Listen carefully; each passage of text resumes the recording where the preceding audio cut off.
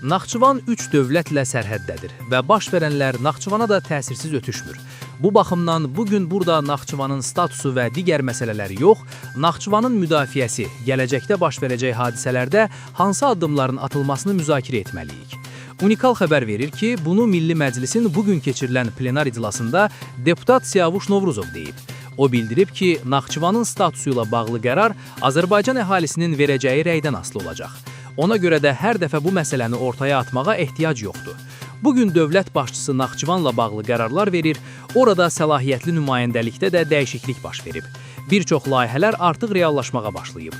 Bundan sui-istifadə edənlər var. Bugün antimilli qüvvələr və xaricdə oturan vətən xainləri süni intellektdən istifadə etməklə ayrı-ayrı şəxslərin adından istifadə edir. Bugün bizim mübarizəmiz onlara qarşı olmalıdır.